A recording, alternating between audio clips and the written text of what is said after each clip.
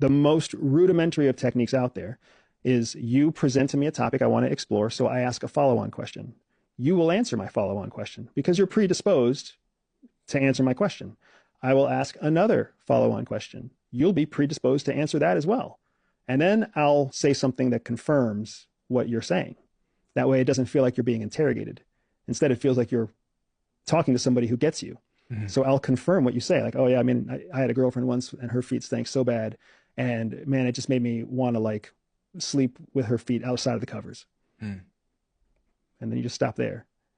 Because you've asked two follow-on questions and one confirming statement, the psychology of the other person is going to be to continue volunteering information. And then you just repeat the cycle. So they give you another piece of information, you follow-up question, confirmation. Follow-up question, confirmation. To you, it feels formulaic. Listen, ask a follow-up question. Listen, ask a follow-up question. To them, it feels like they are talking to somebody who really, really cares. Just put yourself in the shoes. Practice a little perspective here. Imagine if you really were talking about something that was frustrating you and the person sitting next to you at the bar literally didn't do anything other than ask you follow-up questions and agree with you. You're going to feel like, you get me, man. Why can't my wife get me like you get me?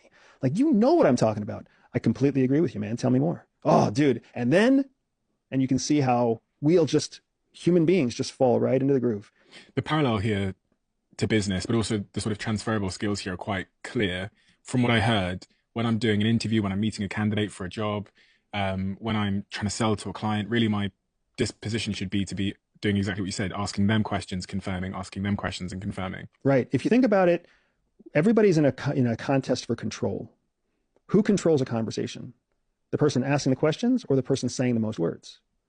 It's always the person asking the questions, because the person asking the questions determines the direction of the conversation. It feels the other way around, though. It feels like the person speaking the most has the most control. And what did I tell you about feelings?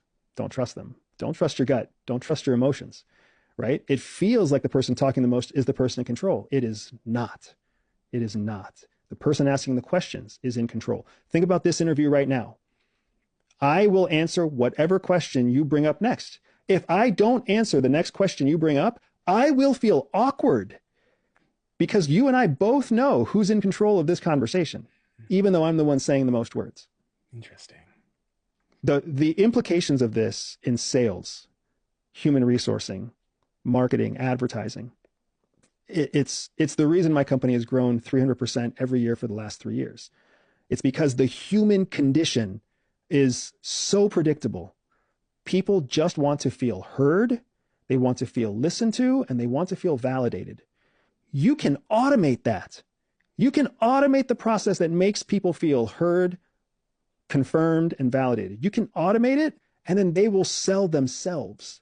That's really good digital marketing. That's how it works.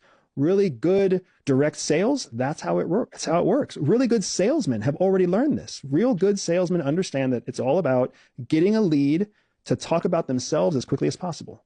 And then once they start talking about themselves, you just ask questions. Let them lead themselves through the sales process.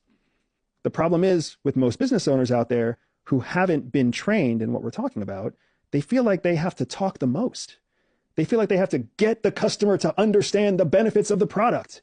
I need to get you to hear me. I need to get you to listen. I need to get you to understand the value of what I'm offering you.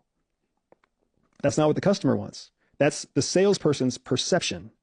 What the customer actually wants is a product that's going to solve their problems and a salesman that's going to help them. What's the kind of person that helps you? The person who asks questions.